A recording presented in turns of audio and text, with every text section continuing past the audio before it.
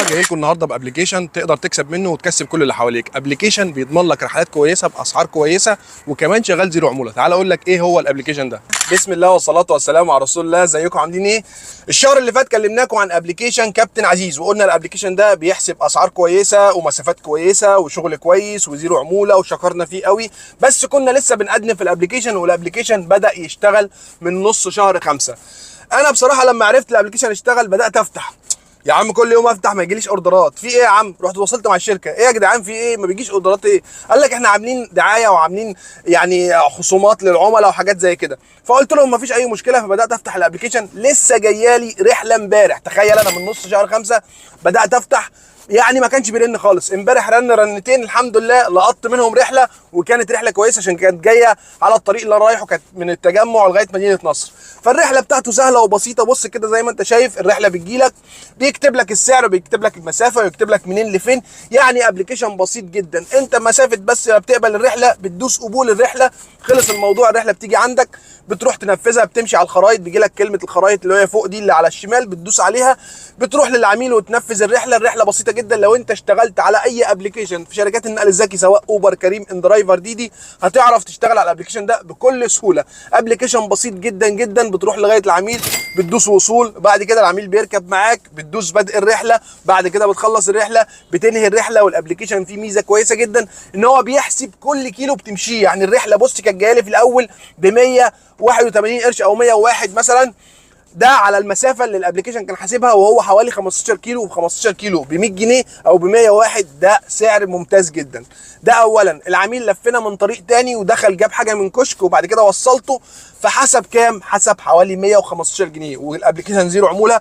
فبالنسبه لي يعني مثلا مشيت حوالي يعني بالكتير قوي 17 ونص كيلو ب 115 جنيه، ده كويس جدا. فئات الابلكيشن ده هم 5 فئات. اول فئه عامل فئه للتاكس، ودي لوحدها كده من اول 2004. اي تاكس من اول 2004 هيشتغل في الشركه دي، وده قليل جدا لما نلاقي ابلكيشن مشغل التاكس. تاني فئه بقى دي عاملها الملاكي العادي. الفئه دي بتبدا من 2008، وبعد كده عامل لك فئتين للعربيات الفان اللي هو السبع راكب. فئه بتبدا من اول 2008 وفئه ثانيه من اول 2010. يعني عامل فئتين للفان، وعامل بردك فئه اللي هي الكومفورت، دي اعلى حاجه في العربيات الملاكي، عاملها من اول 2019. فدي حاجه كويسه ان هو عامل للملاكي بس او للعربيات العاديه اللي عندنا 5 فئات. في الابلكيشن ده بيبدا من 2010. اي حد معاه سكوتر من اول 2010 هيقدر يشتغل في الابلكيشن ده بكل سهوله. موضوع الابلكيشن ده ان هو ابلكيشن بيوفر لك شغل بطريقه سهله، مسافات كويسه، اسعار كويسه، بيحسب لك كل كيلو في الابلكيشن، ما فيهوش اي رحلات مثبته، ودي حاجه كويسه. في اول الفيديو بقول لك ان انت تقدر تكسب منه وتكسب كل اللي حواليك. طب تكسب من الابلكيشن ده ازاي؟ الابلكيشن ده ان انت تشتغل عليه باسعار كويسه وبدون رحلات مثبته وزيرو عموله، انت كده بتكسب منه. طب ازاي تكسب اللي حواليك بقى؟ دي التكايه اللي في الابلكيشن اللي انا جاي اقولها لك من اول الفيديو.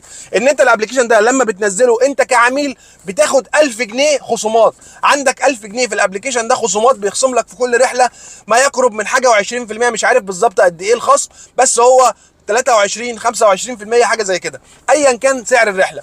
فانت ايه المشكله لما يركب معاك عميل برضك قول له في ابلكيشن جديد وفي خصومات، عندك 1000 جنيه في الابلكيشن تستخدمهم براحتك، خصومات في كل رحله. سيبك من العملاء خالص، اركنهم على جنب. انت نفسك لو عيالك في البيت عاوزين يركبوا على ابلكيشن او يروحوا اي مشوار باي ابلكيشن، وفر لهم الابلكيشن ده، خليهم ينزلوه ياخدوا عليه ال1000 جنيه خصومات وهم مستفيدين. اقول لك على حاجه، اخوك بيروح شغله مش شغال معانا خالص وشغال موظف، شغال في اي حته، واحد صاحبك قريبك، عرفه على الابلكيشن، قول له في 1000 جنيه عندك نفعه. يعني ده صاحبك نفعه، قول له في ابلكيشن اهو منزل لك 1000 جنيه خصومات، كل رحله هتعملها يخصم منك مبلغ معين، حتى لو الرحله قيمتها قد ايه فبيخصم حاجه و20% ايا كانت، لو رحله حتى ب 1000 جنيه.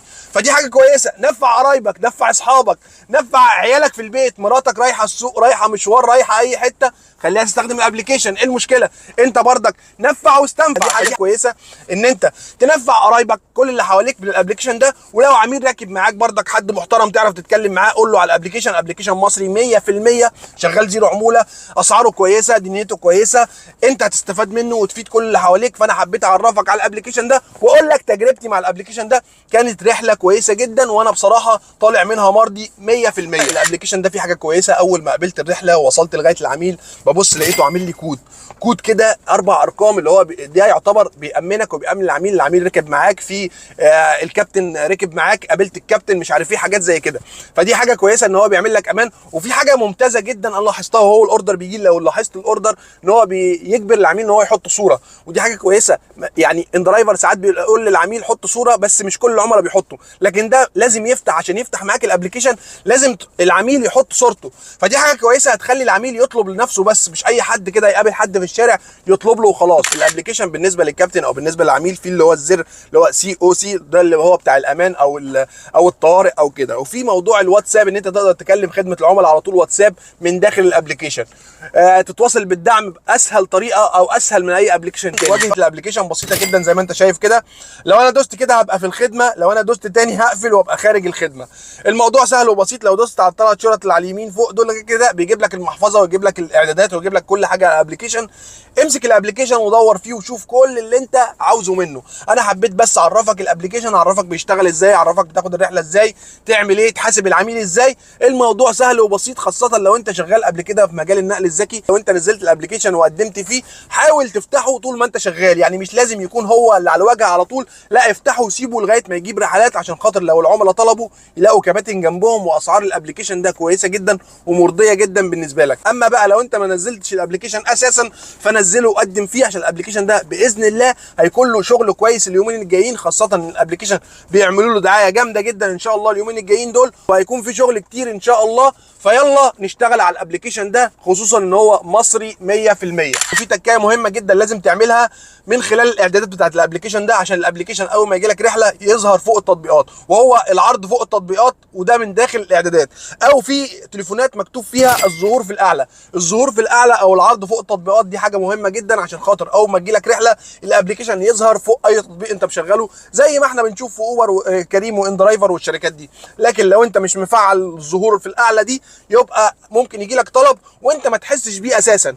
فحاول تعمل موضوع الظهور فوق التطبيقات دي او الظهور في الاعلى، عشان خاطر اول ما يجي لك اوردر يطلع لك فوق الابلكيشن. اهم حاجه بقى لو عجبك الفيديو اشترك في القناه وفعل زر الجرس عشان يوصلك مننا كل جديد، وما تنساش الاشتراك في جروب التليجرام، هسيب لك اللينك تحت الفيديو. وزي ما قلت لك هسيب لك لينك التطبيق بتاع العميل وبتاع الكابتن تحت الفيديو، عشان خاطر لو حد من قرايبك عاوز توري له الابلكيشن، عاوز تبعته له عشان خاطر يستخدمه وانت برضك تنفع وتستنفع. وقبل ما نقفل الفيديو نعمل ايه؟ بنصلي على النبي عليه افضل الصلاه والسلام، وربنا ينصر اخواتنا في غزه. واشوفكم الفيديو الجاي ان شاء الله.